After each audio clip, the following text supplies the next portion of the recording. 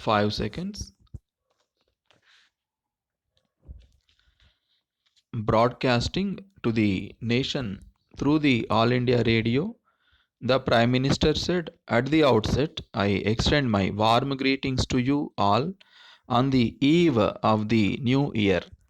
We are entering into the new century within the next 2 or 3 hours. On this happy occasion, I feel it my duty to convey my feelings at the same time reviewing what has happened during the last year and what we wish to achieve in the years ahead. This country has given birth to many important personalities who left their impression not only on the history of the country but also on the entire world.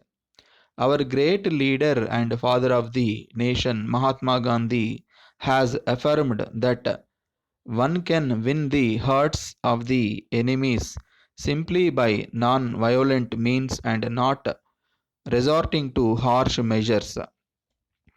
He has proved that independence of a country can be achieved not by taking to arms but by peaceful means.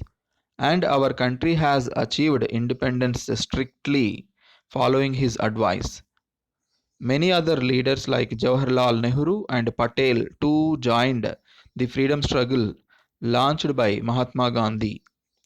We must first of all be thankful to all those who sacrificed their lives for the sake of the millions.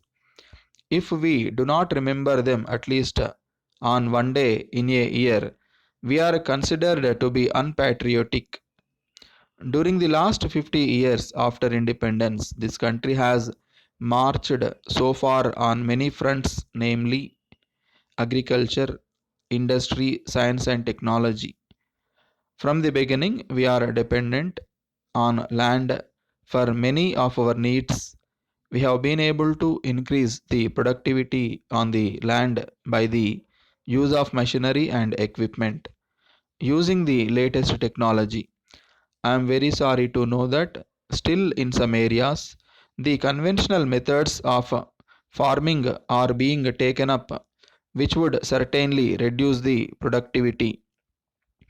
The government has taken all possible steps to provide these to the farmers so that they would be able to make use of the same. This will not only raise the standard of living of the farmer but also that of the nation. Another aspect concerning the agriculture which should be taken up on priority basis is the extension of financial assistance to the hard-working farmers. Unless this assistance is provided to them on time, they will not be able to get maximum benefit out of it. For this purpose, the finance minister in his budget speech has provided an amount of rupees 3000 crores for the benefit of the farmers. Under this scheme, good quality seeds will be supplied to the farmers before the sowing season at a subsidy of 50%. This will enable them to reduce their cost of production and make some profit out of the produce. On the industrial front, the country has witnessed large scale industrial growth. Every 5 year plan has taken care of formulating policies for the industrial development of the country. As a matter of policy, the government has attached great importance to small scale industries which would be able to provide employment opportunities to the educated youth. The large scale industries, on the other hand, which require large capital investment, would enable establishment of medium and small scale industries around such industries in order to spread the industries to various parts of the land. The government offers incentives to those industrialists who set up their industries in backward areas, investing substantial capital All over the world at present, every government is forced to open up its economy, which will enable global competition. Our country is no exception for that. Letter from the Chief Secretary to Government of Gujarat, Ahmedabad, to the Principal Secretary, Home Department, Government of India, New Delhi. Sir, with reference to your letter dated 13th April, I would like to inform that the recent incidents in the state are the result of violence between two communities. The state government has taken all possible steps to ensure law and order in the state by deploying additional forces. These forces have been patrolling all those places which are identified as troublesome and are given instructions to bring to book anyone irrespective of to whichever political party he may belong.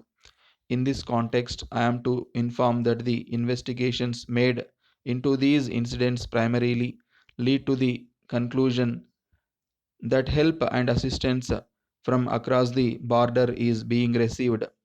These arms are being used freely by the antisocial elements to create tension.